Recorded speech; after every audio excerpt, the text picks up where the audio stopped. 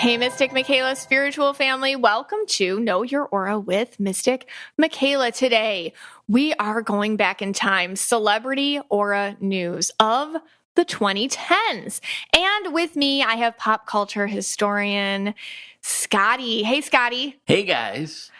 All right. Well, let me start off. Let me set the vibe. Set the vibe. Okay. Let me set the vibe for 2010. What was happening? Like, what was our mindset? Well, before we see what was happening in 2010, Yeah.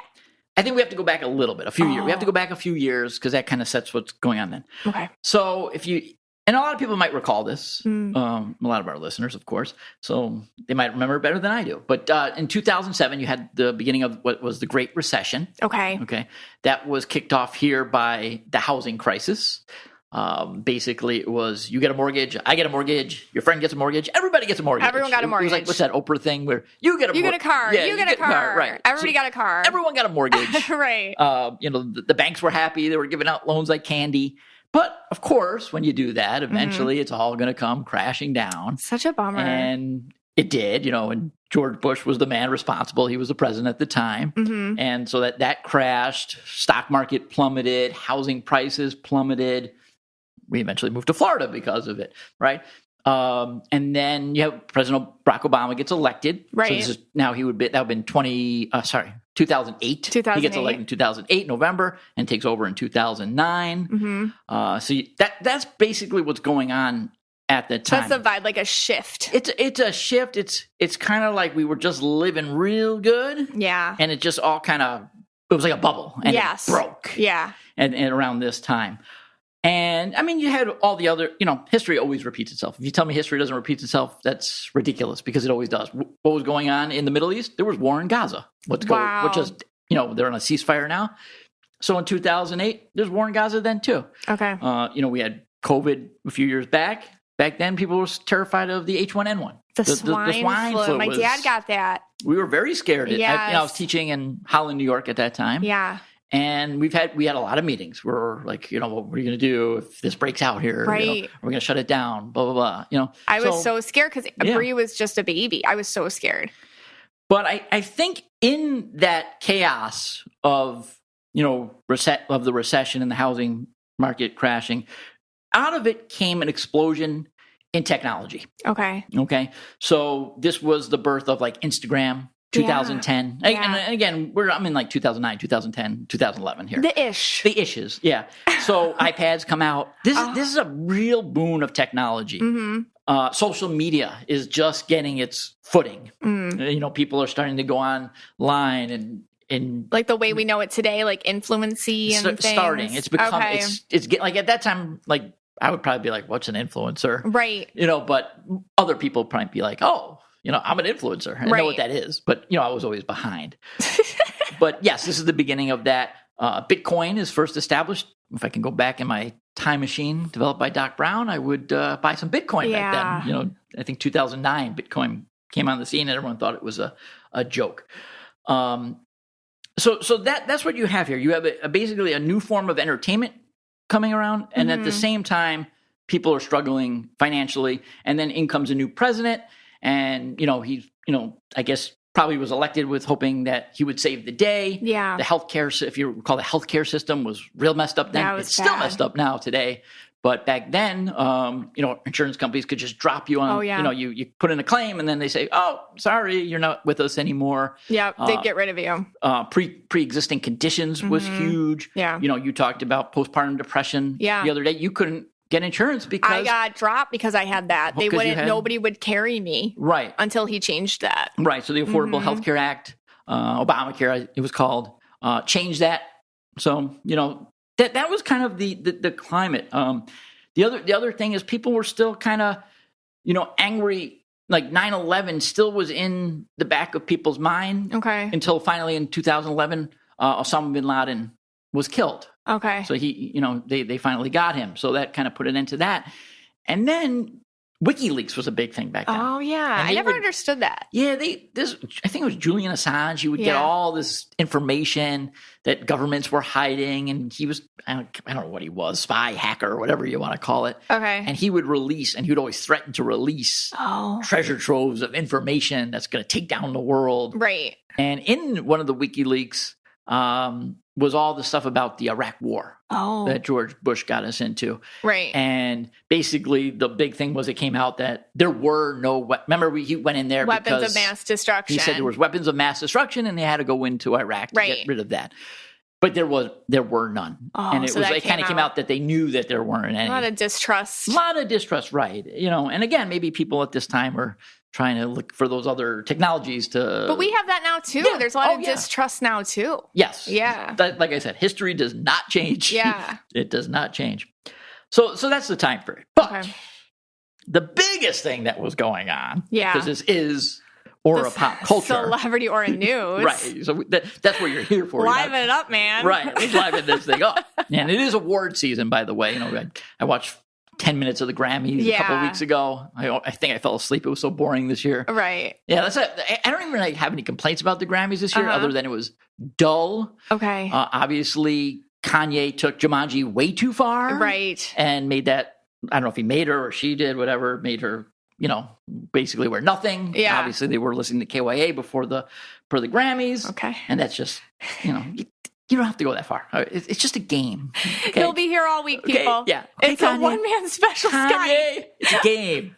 But anyway, so it got me thinking, the Oscars of 2011. Oh, yeah. So that was James Franco and Anne Hathaway. They were the hosts. It was a co-host. And it was dubbed, the critics dubbed this the absolute worst Oscars of all time. Yeah. I have some quotes from critics. Okay. A Franco flop. Franco was sleepy at best. Worst Oscars in history. Yeah. Franco came off as a tad bewildered, as though he was working on a term paper during the commercial break. I think he was real young at the time. I think he was in his early 20s. So that... and then they compared it to the other worst Oscar hosts of all time. And David Letterman kept coming up as being real bad. Okay. I don't remember that one, but... Yeah, I do. Oprah Uma.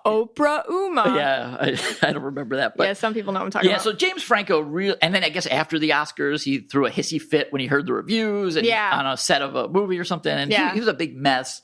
And the whole thing was Anne Hathaway was trying to make up for it, I guess. But we're going to talk about this in Aura color, which is much more interesting than what I'm saying. But yes, the 2011 Oscars. I had to go back. So 2011 Oscars, they wanted to hit a younger demographic. So they at that time, they thought Anne Hathaway and James Franco were going to do that. And I mean, if you feel like it, go watch some YouTube clips. It is... cringeworthy was not a word in 2011, but it is now, and nothing else describes it as aptly. Right. Basically, all right. So Anne Hathaway has a blue and like blue to go. She's very deep blue and she's purple. And James Franco, he's green, purple, but he is blue too. And I feel like how do I start with this? James Franco, we'll start with him. I think doesn't like his blue aura color. All right. Even though he's green, purple, and blue. And I'll explain this. Green purples in the industry are usually really confident and everything they touch turns to gold and all their jokes land and they have a very straight up vision and their vision usually plays out. They usually kind of own it. They got a lot of confidence and they just kind of full-fledged go into things. But he's got blue too. And the blue, I feel if you don't come to terms with certain energy colors, it can hold you back. And I feel with James Franco, he wants to be I'm just going to throw myself into it. I'm just going to be this type of character on stage, which was kind of apathetic and young and a little slacker. At one point he was he was not reading the teleprompter on purpose. He was had his cell phone out and was filming the crowd. He was just not landing anything, but It was so on purpose. You could tell not watching it back, you can tell he's going for something, but because he doesn't listen perhaps to other people's input because his blue is ignored. Right. When you ignore your blue, what happens is you can get touchy and you get real touchy and you can't hear people give you good criticism or good advice. You were just they're mean. I know best. I'm going to shut that down, like that. If you don't listen to that blue aura color, and all of us that are blue know what I'm talking about. It's just that little part of you that has to learn how to take criticism and not, take it to heart or feel like somebody's saying that you're crappy. But he does. I think he did. So anyways, long story short, he comes across this way. And Anne Hathaway. And can I just add one thing? So this is interesting that you said that. Sorry to cut you off. No, tell me.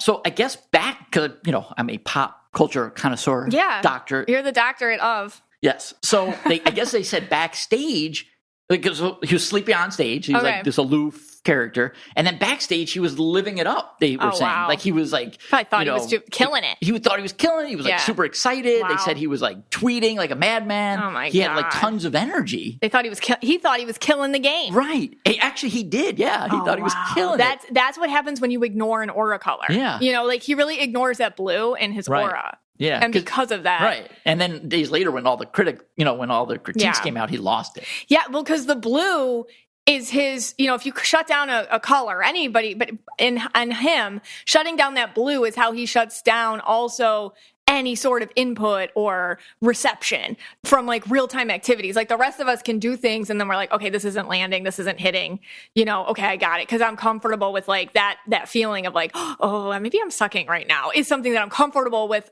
enough to act on. He wasn't letting any of that in. So that's hysterical. I didn't know that. So in the back, he's like, oh, I'm killing it. I'm doing great. Yeah, that's right. Like, it's so sad.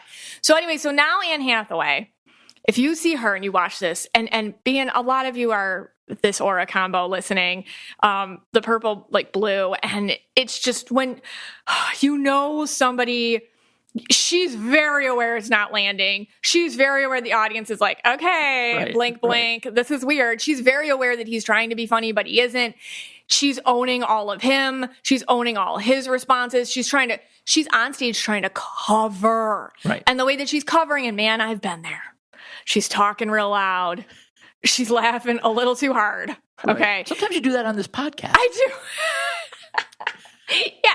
Like when you always tell me, like when I get nervous, I start yapping or like talking too loud or like just, that's so funny, like that. Right. But she's doing it on stage and you're watching her and you're like, oh, I get it. You're trying to save him from himself. Yeah. She really was trying to save him from himself. And she was trying to she did not leave him out there to dry. Like she was trying with all her energy might to pull him in, but it just made her look worse. Like, actually, she would have probably done better if she was like, okay, weirdo. Like, if she started, just been like, all right, every man for himself up here. Right. Like, I'm going to let you just fall on your own, and I'm going to make my own jokes and my own. Because I guess he was going off script, and he was just, he just thought he was the bee's knees. Right. And she's like, you're not, and I'm trying to save you. Yeah. Anyways, so it's so energetically awkward, but purple blue on Anne Hathaway, she was overcompensating. Yeah. Well, the good news for her is there must have been a lot of people reading the energy as well at that time period, because the reviews for her were favorable. Yeah. Meaning like they knew that she was trying her best, and a lot of the reviews were she worked real hard to try to make it something. Oh, yeah. And they didn't give her that you came out real cringy, which she did, but they were giving her a pass because he was so horrific. I feel like both their careers suffered after that for a while, though. I really do. Like, I don't know who he is. You don't know who he is. That.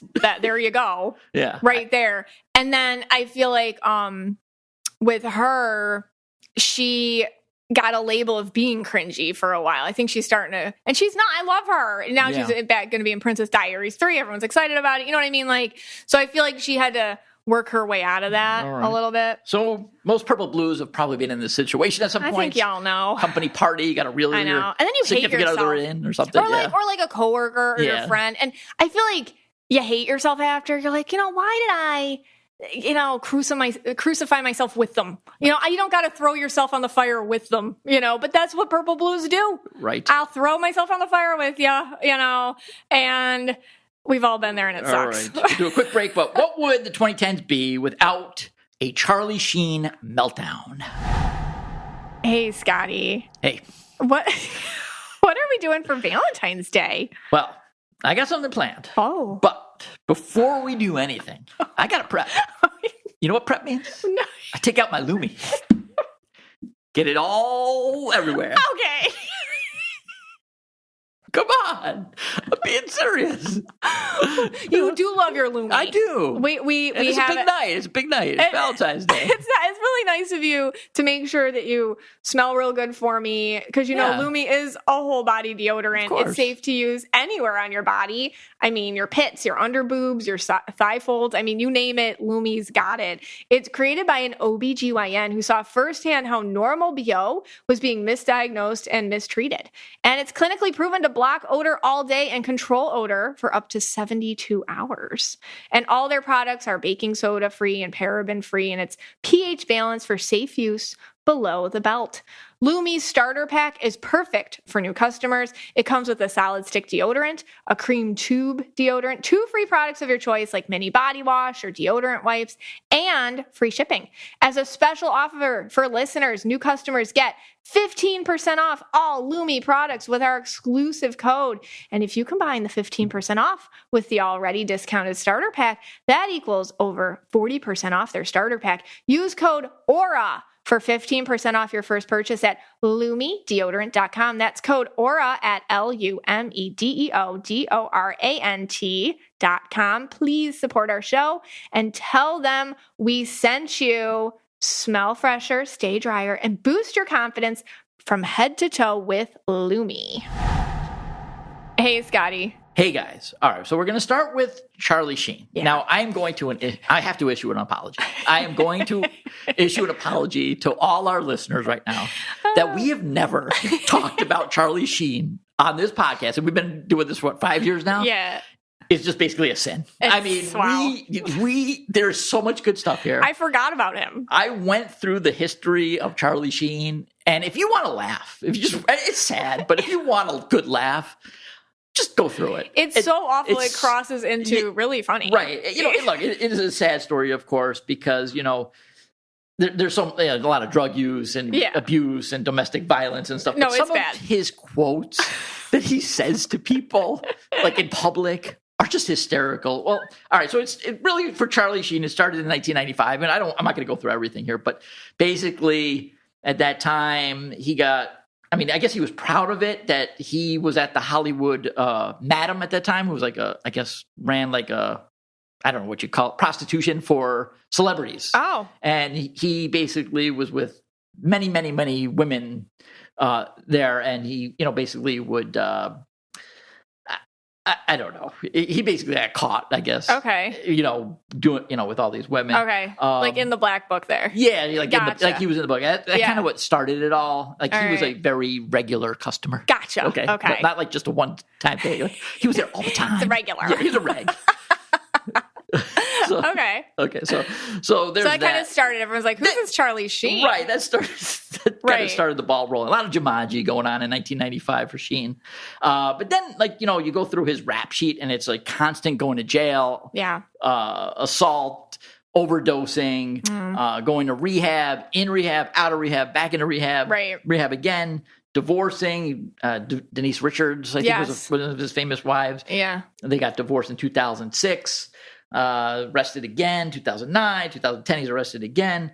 The famous one was in 2010 when he was in a hotel room and the room was found totally trashed. This was the one, yeah. He was found totally naked. I believe there were other people. Maybe they were still, the Hollywood Madam was still supplying. I don't know. Right. But you got that going on. And then in 2011, he got fired from the show he was on, Two and a Half Men. Which was like such a crazy hit back then. It was a huge hit. I never watched it. I never watched it either. Yeah. I found it to just be corny. Yeah, corny, weird. But people loved it. People loved it. My parents loved it. Your parents They loved thought it. It was the funniest show. So funny. I'm like, you watched this? And all I remember is men. Yeah. Okay. Yeah. So anyway, he got, I guess, for all his drug use and all his assaults and all that, he finally caught up with him, and then the producer fired him, and then I guess he called in public, the producer, a clown and a turd. He said, "Producer Chuck Lorre, you were a clown and a turd." Yeah. So quite funny. And I got another one. He went on what happened was, at the time, he went on like a week of the worst press ever, worst / most entertaining press interviews ever. Right. And these were some of the quotes that came out of it. Yeah, I think you have some of the quotes. I have a tweet he did, which is just I don't know. I just was dying laughing when I read this. So in November of and you can read the other ones in a second. In 2013, Sheen tweeted at his ex-wife, "Happy birthday, Brooke. Why don't you blow out this candle?" The pictured candle is a grenade. Just so awful. Like, if you want to have a conversation with Hot Mess Purple, this is Charlie Sheen. And then you have some funny quotes, too, if you want to read one or two. All right, so, in this week of, awful press interviews he did, he was, you remember, Tiger Blood and winning. This is one, he said, this is a direct quote, "I am on a drug. It's called Charlie Sheen. It's not available. If you try it once, you will die. Your face will melt off, and your children will weep over your exploded body." Hold on, I got more. Okay. And then, the interviewer was like, "Hey, how did you ever survive all those, overdoses and stuff?" And he's like, "I probably took more than anybody could survive. I was banging 7-gram rocks and finishing them because that's how I roll. Because I have one speed, one gear. I'm different. I have a different constitution. I have a different brain. I have a different heart. I got tiger blood, man. Dying's for fools. Dying's for amateurs." Okay. I mean, he keeps going on and on.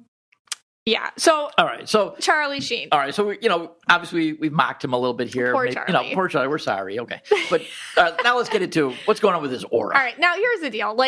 This is more than an aura reader could solve for you. The guy needs medical psychiatric intervention. I'm not a medical professional, but he's obviously has some sort of undiagnosed situation that he's trying to self-medicate. So it's very, very sad. But all right, so I grabbed a picture of him from this 2020 interview where he was saying all that tiger blood stuff. And first of all, he's green purple. That's the first thing with him. And he wears this his purple in this is so crazy dark and consuming. He looks like the core of a fire, and it's purple. The guy is consuming himself over and over and over again. He's living that way. It's like an ember of purple. It's horrible. It's really bad. If I saw this person and I didn't know who it was and I saw him today, I'd be like red flag, purple flag. This guy is scary. He's going to do anything. He's no impulse control whatsoever. He's got a cloud of blue on him. I feel honestly he actually feels terrible about who he is and what he's doing, and so he doubles down to make it look like a choice when it's not. So my whole thing with him is I feel he doubles down to make his, at least back then, I don't know how he's doing today, but at this time, at this picture in 2011 or whatever year this was, he's doubling down on his addiction, saying to make him look like a choice. I have control over it, this is my choice. This is what I'm doing. This is how I choose to live. Well, staying away from in order to get away from the fact that it makes him feel so terrible, and he doesn't feel good about himself, and he feels bad about the dad and husband and person he's being. It's just a way not to face it. So yeah, I always say purple greens are the ones that I worry about the most. Only because purple greens tend to be really tapped in to the pulse of society, and they need to constantly create, and they're fast thinkers, and they get green, so they get kind of stuck in a way of thinking that it's hard to get out of, and they're really good at backing up what they think with logic, with quotes around it that they make up themselves. It's hard not to get pulled into the undertow of the green purple, because they believe themselves so much that other people kind of believe them too, or whatever. And he made self-destruction look like a mess, but he also made it kind of like a meme. He made self-destruction kind of funny, which is what we're laughing about it today, but it's actually really sad. Yeah. But I feel it's I will say this. I think that the amount of purple he has kept him probably somewhat alive to this day. Yeah, he's still alive. Because I feel it's really weird. It's his the same thing that keeps him doing all this stuff keeps him going. Right. Does that make sense? It kind of keeps, it's like living with your foot on the gas. Yeah. And never letting up, but also being really consistent about it. Yeah. And the consistency with the self-destruction probably kept him going. Yeah, It's weird. I don't know how else to explain it. Yeah, because like if you think about it, we've talked about a lot of green purples on this show, and some of them did not make it. Yeah. You know, and you wonder like why did that person, same behavior. Yeah. Same things. Why did they pass and he didn't pass? I think his delusion just kind of kept him going. Yeah. Maybe. Or is it just pure luck? I don't know. That too. I don't know. It could be luck too. I don't know. It's like, I know I got some interview from 2021 and he said he like regretted a lot of this and felt bad and this wasn't the way to handle it. And he's had like a lot of trials since then. And I got a picture of him from 2021 and he just looks like, honestly, I see the green purple. Now there's an inauthentic like red on him. Okay. So I can see him just kind of being angry, like shut down. What could have been or something? Just kind of grouchy. Yeah. I don't know him at all. Yeah. But like looking at him, I can see him being just leave me alone a little bit. And blaming other people for what he went through, like a lot of pointed fingers. I think he's got a major personal responsibility issue. He'll say he doesn't, but like, well, it's my fault. I handled that wrong. But I can also see him like, but it was this thing's fault or that thing's fault or the way things are, like whatever. So. I mean, yeah, who knows? I mean, he came from an acting family, right? His father, Martin Sheen, was a huge actor. Yeah. I think very accredited. I think, so maybe, I don't know, maybe the legacy or something is a little tainted. It's a lot, and, sure. I think, if I read it correctly, I think he's around 60 now. Oh, okay. So he's older. Maybe, I don't know, I don't know. I mean, I guess if it was me and I had that, I would be thinking like, maybe I could have done this. Like in the alone time, in the quiet, where you're just like, I could have had so much more money now. Right, I could have done this so differently. I was like the number one star on the number one TV show. Yeah. He's talented. Why did I do this? And again, I don't know what his situation is. He could have worked it. Yeah. But I think he has a hard time. I can see that. Talking about it. Yeah, I can see that.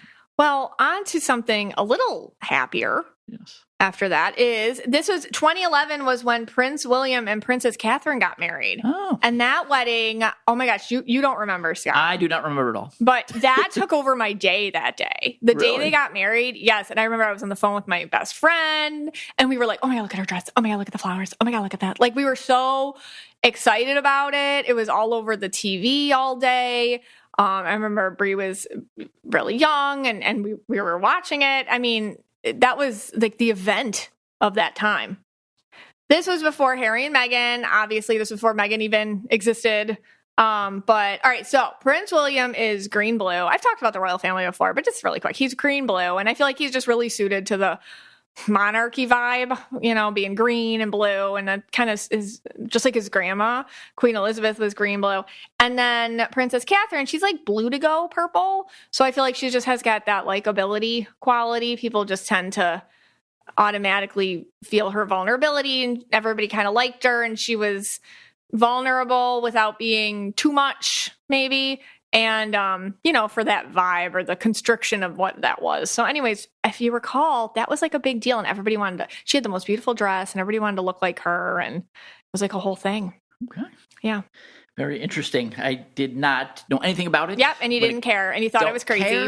Don't care anything about the royals. 'Cause to me, I don't want to go on a red rant here, but they're just like you and me. They're regular people. They got to go to the bathroom. They got to eat, sleep. They die. I know, and but that's the royals. And you're right. But in 2011, I think nobody really cared a whole lot until he got married. And then it was like, it kind of like gave a distraction. It was like, we all care about it again, or this is interesting, and everybody was talking about it. Yeah. And there wasn't like a lot of anger about them at that time. Like there is now more, I think, especially since Meghan and Harry and the departure and all the stuff that came out. Right. And maybe like we talk about more like how it's not the best legacy, like the monarchy and stuff and like what they did to other countries or whatever. But in 2011 it was like, oh, she's so pretty. Everyone's like, royals, So it was like a really big thing at that time. Yeah. I had to bring the vibe back. That was part of the vibe. It brought it back. Yeah. All right. We're good. Let's take a quick break. Then when we come back, we're going to talk about Bruno Mars and Lady Gaga, but the 2010 version. Yes. Hey, I have to let you all in on a secret that has made our household run a lot easier. It is Factor. Factor has chef-made gourmet meals that make eating well easy. They're dietitian approved, ready to heat and eat in 2 minutes so you can fuel right and feel great no matter what life throws at you. Right, Scotty? Yeah, no, I love them because, you're not always around to make me my meal, my dinner. Yes. And there I am alone. All I got to do, go into the freezer, pull one out. I think I had the herb-crusted Parmesan chicken the other day. Poke a few holes with my fork in the plastic, whatever, and put it in the microwave for 3 minutes, take it out, 2 more minutes. Yeah. Just stir it around, and I got a meal. And it tastes great. It tastes really good. Yeah. And you don't feel like you're eating nonsense stuff just because you're busy. Right. Because they always have I think that came with string beans and shaved almonds. Ooh, really good. Yeah. So it feels good. Yeah. Eat smart with Factor. Get started at factormeals.com/KYA50 off and use code KYA50 off to get 50% off your first box plus free shipping. That's code KYA50 off at factormeals.com/KYA50 off to get 50% off plus free shipping on your first box. Hey, Scotty. Hey, guys. All right, so let's continue. All right, next up we have Peter Gene Hernandez. Who? Bruno Mars. Oh, Bruno Mars is Peter Gene Hernandez. Yeah, so he's coming on the scene in 2010. Yes. And history repeats itself as always. Yes. Where do you think you'd find Bruno Mars in 2010? Where? You found him in Vegas at the Hard Rock Casino. Okay. Getting arrested for cocaine possession. Oh, geez. But yeah, so I guess allegedly he's got big gambling debts. He's a big gambler. Allegedly. So again, history repeating itself. Where was he in 2010? He was at the casino. That's hysterical. Where's he now? The casino. All right. Yeah. So Bruno Mars, I guess he was a songwriter, but he came on the scene in 2010 with Just the Way You Are, that song. And he is a green purple. Okay. He's producer, songwriter, his beautiful voice, amazing, just star quality. He's just, the kids love him. Our kids love Bruno Mars. They do. Yeah. I mean, and he's really good. Anyways, but I thought this was interesting because news came out recently that he owed $50 million to the MGM casino and gambling debts. Now, MGM came out and said, that's not true. None of that's true. We love our partnership with Bruno Mars. Apparently they have a partnership. So it's all right. And that's funny. Okay. So he has a partnership with MGM, but he owes them $50 million? Well, it came out that he owed them $50 million, allegedly from some source. But then MGM's like, that's totally false. I have a question. Could they put him in a back room somewhere at a poker table or whatever game, blackjack, I don't know what he plays. And it's just at the end, it's just pretend. Can't they just give him fake money? Yeah, it's pretend money. Yeah, give him funny money. Hey, Bruno, you just won $50 million. And he's all excited. And they get him free drinks. And, maybe he's hanging out with Charlie Sheen. Who knows? Yeah. And at the end of the day, it's just fake. It's can't they just do that? Yeah, just for him. And my problem is, according to everything he did, he doesn't have. So I want to make that clear. Okay. But he is green purple. And, he was arrested back then. And I think he lives kind of a wild little party life or whatever. Green purple's got to keep it moving. They always got to level up.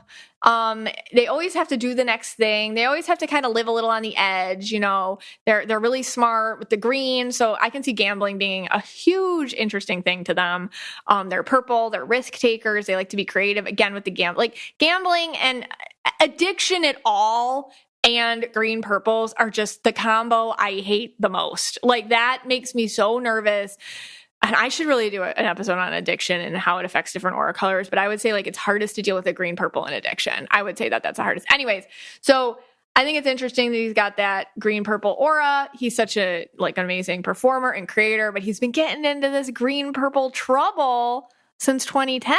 So, he comes on, you think that's enough. Oh, he's main stage. He's got Just the Way You Are. He's leveling up, but he still, keeps getting into these trouble. But he's funny though, because he he has this song with Lady Gaga, Die With a Smile. They just won a Grammy for it. The kids love that one too. I'm always hearing that one. And he said something like, he was joking. He's like, keep streaming, to the effect of, I got to pay my gambling debts. Ha ha. Just like joking. Okay. So he can joke with himself, I guess. Okay. He's really cute. I love when he sings. He's just so he's little, but he's so big on stage. Okay.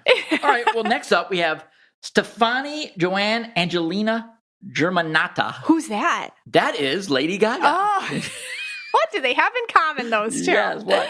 It's actually funny, as I just looked it up, she actually got, and most people probably know this already, I live under a rock, so I don't know it, but she got it, Lady Gaga, from the Queen song, Radio. All we have is Radio Goo Goo, Radio Gaga, if you know that one. Do you like that better now? Do you appreciate that name?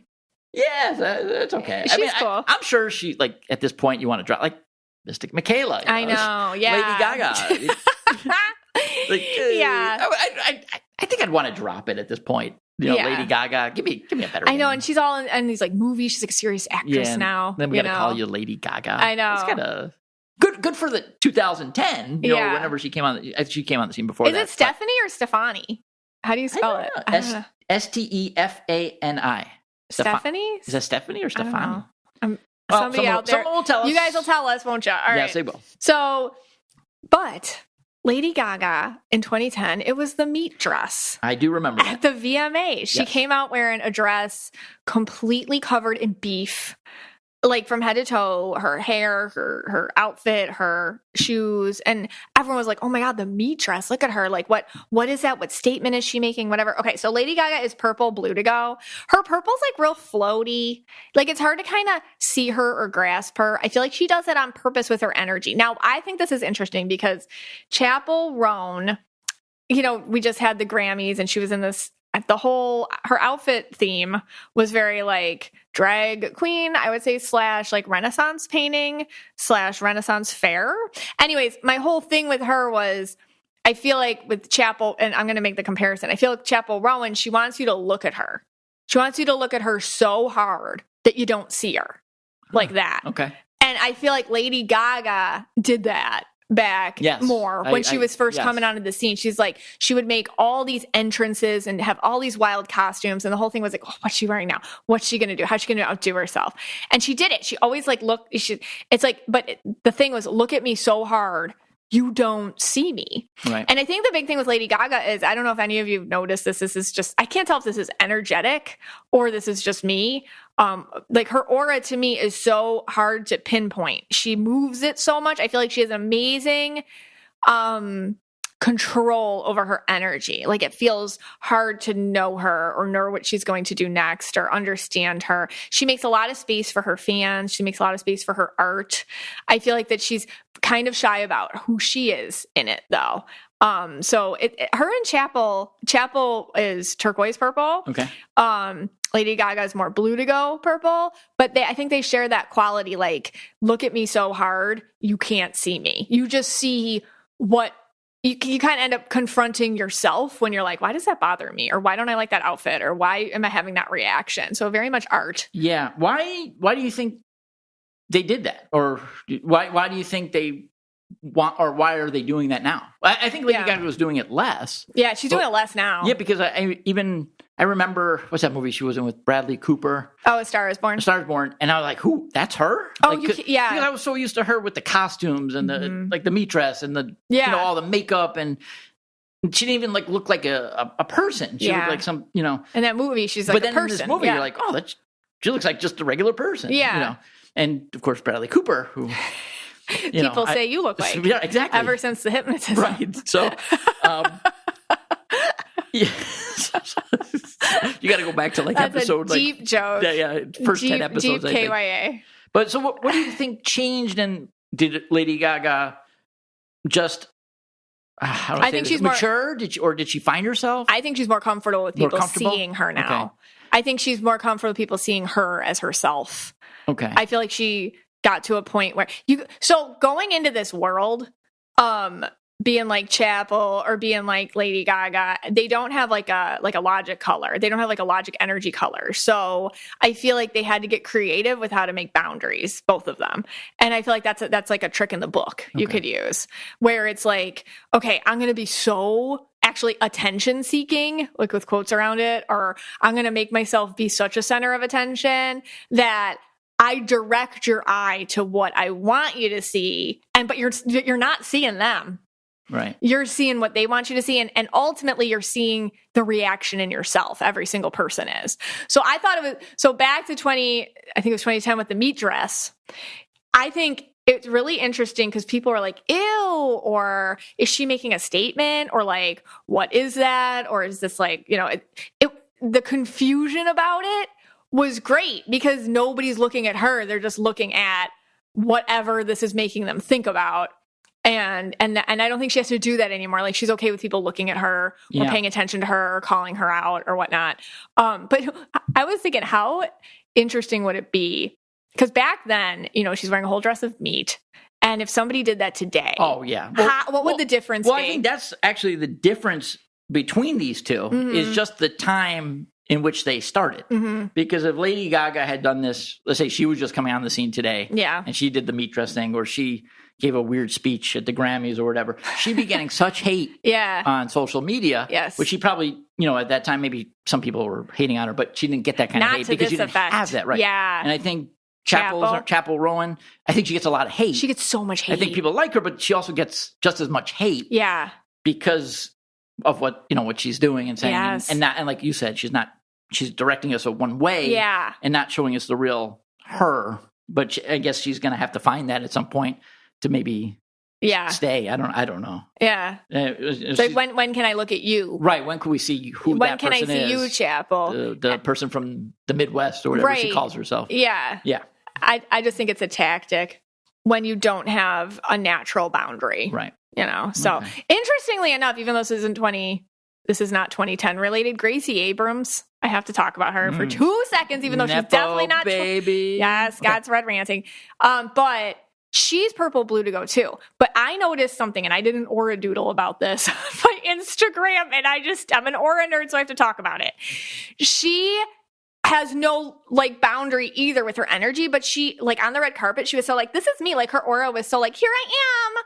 I'm super vulnerable. I'm here. I'm safe. She's like a bunny, a happy bunny in a den of wolves.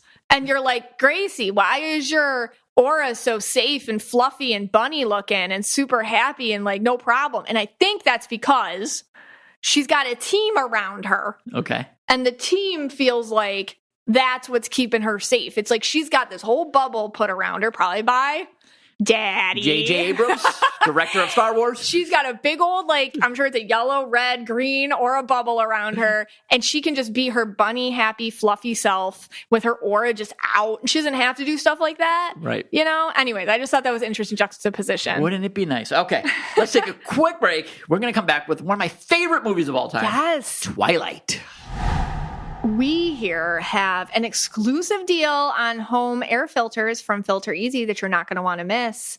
You can get 50% off your first order with code KYA at filtereasy.com. But I'm going to let Scotty tell you about it because he's the one in charge of filters around here. I am. And it's now February, so we're starting to get to that season in Florida. So we're going to need a lot of these where the air conditioning's running all the time. Not yet, but we're getting there. But it's real easy. Just slides right in.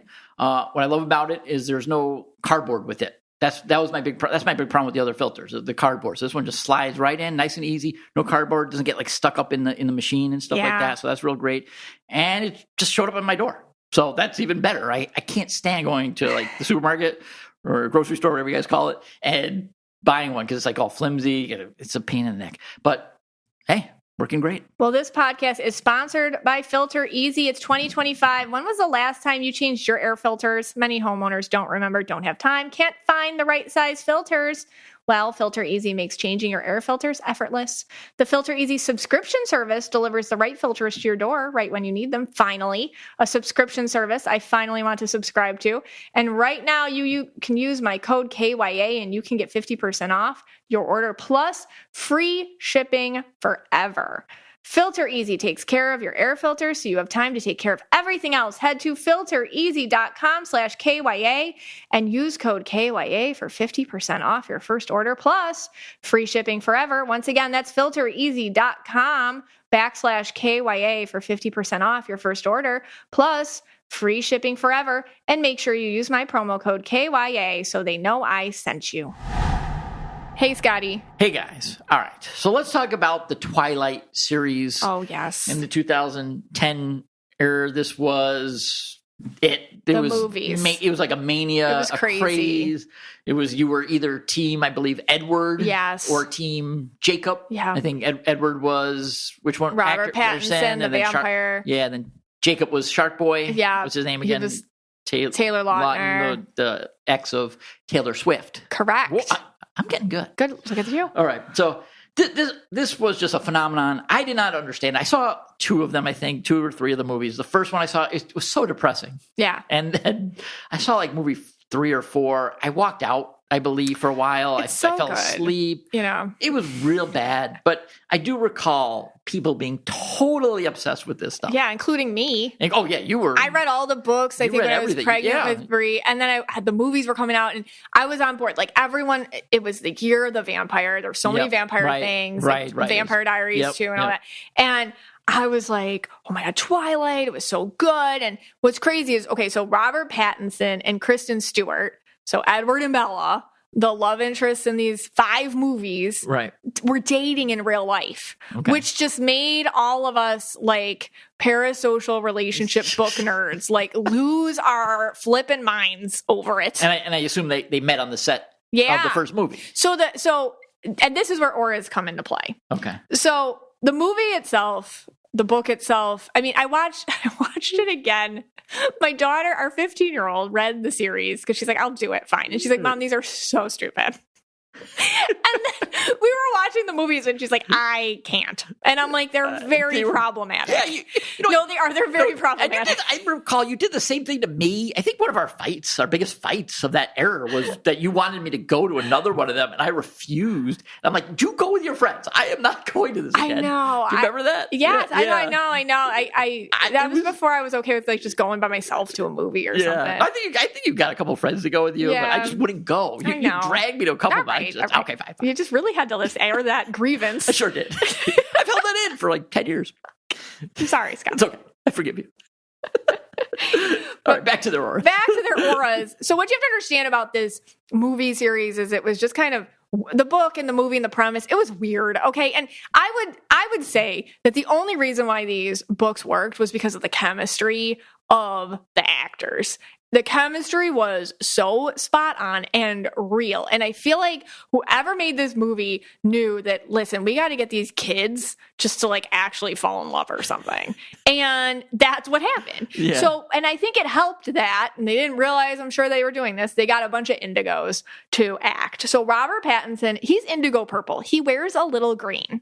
I feel like that's just because he's a guy and he's very, very sensitive and he's in this world, he wears the green. I wouldn't even say it's inauthentic, but I would say it's not maybe natural to him, but he's a lot of indigo. So he's like really in it, very sensitive.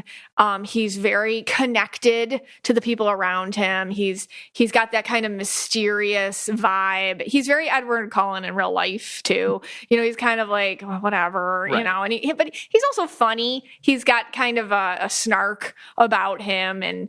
And there's just something about him, like there's more under the surface. And I think that's the indigo, like an indigo guy, like usually girls are like, oh, he's so mysterious, but he is. So that's that. And then Kristen Stewart is green and indigo and purple. So she's like a true tricolor.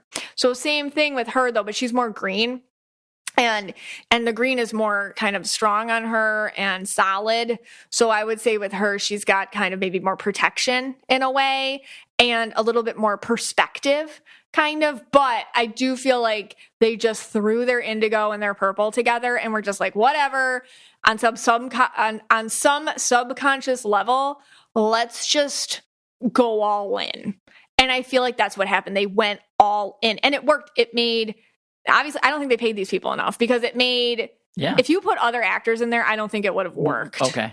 Because like the dialogue, the plot, it was real bad. A lot of it's just like, what? Most of the movie is just like how they look at each other and kind of like they're awkward, unsaid things. It's just like the vibe really carries it. Well, I'll tell you, the scenes with Shark Boy were just so bad. He is no offense. Taylor Lautner. He's purple blue. He was a terrible actor. He was unwatchable. He was better in Shark Boy. Good at Shark Boy. There are some Team Jacob people coming for you. They're going to come for me, I know. But then he imprinted with the whole... What did he do? You should have stuck around. What? Imprinted? He's a wolf, right? Right. Okay. Right. I knew that. And then there's this thing with the wolves that they imprint on somebody. Okay. So all of a sudden, they could see somebody. You don't know who it is. And that's their mate. Okay. And like, there's nothing the other person can do about it. Like, if some wolf looks at you and imprints on you, that's it. That's your flipping mate. He imprinted on her? No. He imprinted on her newborn baby. No, he didn't. He imprinted on Renesmee when Edward and Bella have their magic baby. He sees the infant and imprints on her. And that's like his mate. Isn't that... Yeah, everything you're thinking is right. Yes. What is this? It's really freaking weird is what it is. What movie was that? Like the last one? Yeah, I think so. It's the last maybe movie. I do got to go back and watch it. It's very problematic. Everything was problematic. All of a sudden they'd be in the woods and they just all turn into werewolves and they'd be back in all full clothing too. Like, what was that? Where did the clothes go? I don't know. Where did they go? There's a lot of that stuff which we could let go. Yeah.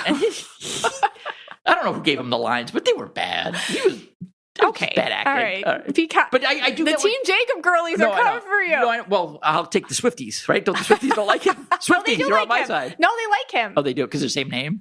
Taylor and Taylor broke up on good terms, and now he married another girl named Taylor. Does he have any song written about him? Taylor? I have no idea. Like a nasty song like no. Jake Gyllenhaal does? I don't know. I don't think so.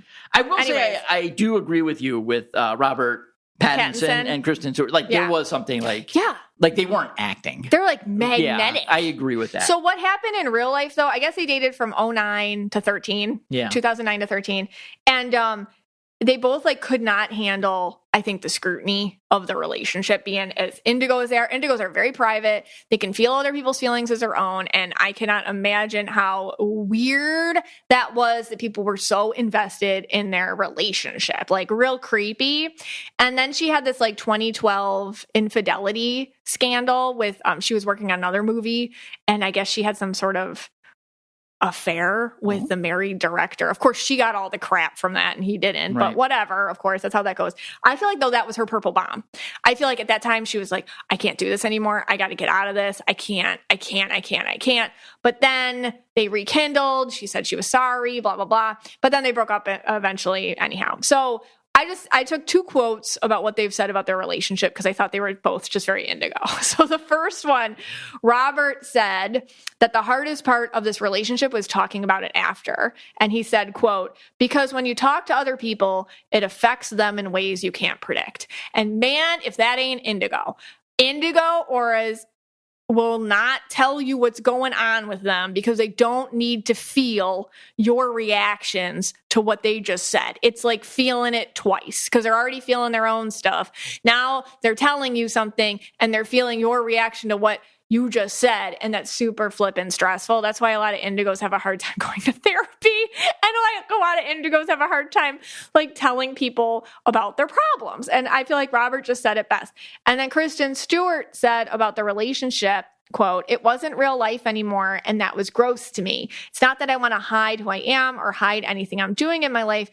It's that I don't want to become part of a story for entertainment value. And I feel like that was all her colors are represented there. Yeah, I see a little green in that. I see the green. She's like, let me explain this all to you. Like I'm being manipulated, and I don't need to do that. I don't need to be there. And she also just doesn't like, I think, labels, and she's kind of moved on. I feel like she's identified as queer and I feel like she's with a woman right now. I think she's married, but I feel like she just, I think she stays very out of anyone's ability to label her now, which I think is cool. Yeah. I mean, I don't recall either of them doing anything that big after this movie. I don't know. They might have been in other movies. Well, and things. yeah. No, Some they things were. here and there, but nothing to this level of the spotlight. Nothing. I don't know if you can ever do that again. Today, I officially come out as Team Edward. Oh, interesting. Yes, I've been holding that in for all these years. You better. And I actually never picked a team until today. The imprinting thing kind of turns people. The imprinting. It's hard. I don't know who came up with that, but I was definitely Team Jacob for like the second movie. I mean, just with Edward like leaving like that, and Jacob really showed up for her. All right, so let's end it on this. So we said back in 2010, Instagram was on the scene. Yes. So if you, and we didn't have it then, I think I was probably late to the game with that. 2015 we went on Instagram. Yep. 5 years later, we figured it out. Okay, so what were the trends? What would you have seen people wearing? What was going on in 2010? What were the trends? Okay, you would know this better than me. Oh my God, the trends. We have to assign some aura colors to this, but I definitely want the Mystic Michaela Spiritual Family to drop some photos in the Facebook group. We want to see you rocking these trends. Oh, and by the way, the photos that they dropped, we did teenage auras last week, were amazing. You guys are all so cute. Everyone's so cool. You can still drop on that thread on the Mystic Michaela Spiritual Family on with your Facebook. Teenage pictures from your teenage auras. Okay. All right, what was going on? Super tiny sunglasses. Do you remember? They were like little tiny rectangles or little tiny like little triangle thingies and like weird colors. Vaguely. And they didn't even keep the sun out. Okay. Really tiny sunglasses. Those, all right. Well, who's that for? I feel like a lot of green auras could rock that. That's a green. That sounds like the green purple. I think a green purple thing to kind of rock, I think. Not the indigos because we need full coverage. You need the coverage, We need full. Red, not me, because I don't go with the trends. Reds don't do trends. We don't do trends. Yellows are going to be like, it depends. Yeah. Okay. Very ripped jeans. Now, ripped jeans have been around, but I remember this. It's been 2010. Like the jeans were ripping in weird places, like butt rips, like right under the cheeks, like huge rips. Like huge rips? Yeah, and like a rip from the knee all the way to the ankle. It's like, what's that? Like, I mean, they just still have flat down. Like Bree just bought a pair, and they're pretty ripped. I think it's coming back. Like I guess a lot of 2010 stuff is coming back. Fun fact: Bree had a decade day at her high school, and she wanted it to be like 2010. No lie. She walked into my closet, took a top and a bottom I wear regularly. Okay. Wore it to school, and everyone's like, oh my God, you're so 2010. You win. Like, she got so many compliments on how vintage she looked. Pretty And I'm like, literally, I wear those all the time. Yeah. Well, here's the good news, people, just for everyone out there. Don't throw away any of this stuff. Don't. Because it's going to come back. Yes. They don't have that many ideas, and they don't have a lot of new ideas, so they just recycle. I guess like leather jackets are back. I'm like, well, I got that from 2010. Exactly. Okay. Super big winter puffy coats. Like you, just like little you, huge puffy coat. Okay. Huge puffy coat. Crocs. That was where they first came on the scene? That was like when they first kind of came on the scene. Crocs. I mean, the kids just got Crocs. They just got Crocs. I didn't understand them until I had kids. Yeah. Right. Now I get them. Yeah, I get them because they put those little widgets in. What do they call them? The little. Oh my God. I was calling them something really bad. What are they called? Hold on. I was okay. I was calling them jizzbits. What? Really? They just got them for Christmas and I didn't know. And I'm like, oh, what are I put on the jizzbits? I was referring to the crack germs, and I didn't know that they weren't called jizzbits until my friend's like, Megan, do not call them jizzbits. They're called gibbets. Gibbets? Okay. Gibbets. Okay. But now I just have to call them crack charms because I was Anyway, I didn't understand Crocs until I had kids because they don't like to wear socks in Florida, so it's like perfect for the kids. Okay. What else we got? Uggs were really big in 20. They're coming back though. They are coming back. Uggs. The kids want in Florida. They want Uggs. Yeah. I never understood the Uggs. Yes, especially the ones that had like the little pom poms. Oh, that was very 2010 with the pom poms. Yeah, they have like the boot, and then you have a big like pom pom hanging from it, or two pom poms. Yeah, bigger. And I'd be walking around the mall just remembering, and I think I'd be like mumble when someone walked by, I'd be like idiot. Like I'd just be like an insult. I would insult them under my breath that they would wear something that hideous. The pom-poms were just getting bigger. Yeah. And bigger and bigger. It was so ugly. I guess that's why they call them Uggs, right? They're ugly. Short for ugly. But now it's like the Ugg, like, they're, I don't know, they're more like... they're flat. Slides. Yeah, like slides. Slides now. The kids down here wear the slides. Yeah, the slides. And they're still not attractive, I guess. I mean, if I had to wear a Croc or Ugg, I guess I'd go with the Croc. Well, that's when they came out, the Uggs. And then the jokes on shirts. Jokes on shirts. So, like, it would be like a shirt, and it's like, instead of saying Gucci, it would like say like a play on the word or something. Like, those were big, like, joke shirts. Okay. I mean, I was probably just wearing my uniform, so I don't remember anything. You've been wearing statement necklaces. Statement necklaces. Holy crap. The kids made me watch very 2010 show. I watched the first 2 seasons of Dance Moms. Oh, yeah. It was great. That could be a whole other episode. But like the statement necklaces. And then I remembered like, oh my God, I used to have those too. Because when I was teaching, it was like, wear your blouse. Now wear your big old plastic ball statement necklace. It like is way too coordinated with your outfit. And all like the Real Housewives back then would wear like the statement necklaces or the statement belts, which I wish those would come back. I have so many in my closet. Big belt buckles? Yeah, like a big like pattern belt, or like they had it was like a belt you wear and it has like all these holes punched out and a pattern around it, and they were like really thick. I love my statement belt, and I miss that, and I wish they'd come back. Jeggings, I remember like that. really tight. Like really tight jeggings. YOLO. You live only once. Yeah, that phrase really came out in 2010. Hair feathers. Oh, we stopped saying like which aura colors would like this. Right. Whatever. Hair feathers. Remember like people would sew in hair feathers? Yep. That's purple. I think the turquoises still do that. Shutter shades. Kanye West made these like really famous. Like those, they're like sunglasses, but they're just like plastic, like, I don't know, they look like blinds. Right. Okay. And the end of the world. Oh, yeah. The end of the world. That was supposed to be in 2012. 12, 21, 12. 12, 21, 12. Everyone was real scared about it. They're like, we got 2 years left. People were terrified of this. So scared. This, of course, was the Mayan calendar. And the Mayan calendar was very predictable. They were really accurate with their calendar. And it ended on that date. Yeah. So, I remember going to Barnes & Noble at that time and seeing hundreds of books discussing the Mayan calendar and the end of the world, and the Olmec civilization which is around that before the Mayans, and the Aztecs and all that stuff. And that was, people really truly believed that could be the last day, because that's where their calendar ended. Now, I think the good news is Instagram was just starting back then. There was no TikTok Can yet. you imagine? But if there was... Oh my God, TikTok would have gone crazy with that. It would have blown up, right? With theories of the world ending that day. But there were a lot. There was a movie with John Cusack. Yeah, and there were a lot of people that were going on record saying, this is it. This is it. Oh, yeah. That's the last day. Yeah. Of course, next day came. It wasn't. And we were all here. There was a 12/22. Right. 12. Right. And here we are. But then they're like, oh, it was like a new age. Yeah. Then right after they came up with all theories, well, maybe the Mayans met this. Yeah, of course. Yes. So, but that was a scary time. Yeah. For some people. Yes. Okay. Well, we loved going back to 2010 with all of you, and we hope you do too. This podcast is for you and about you, and we're so glad you spent some time with us today.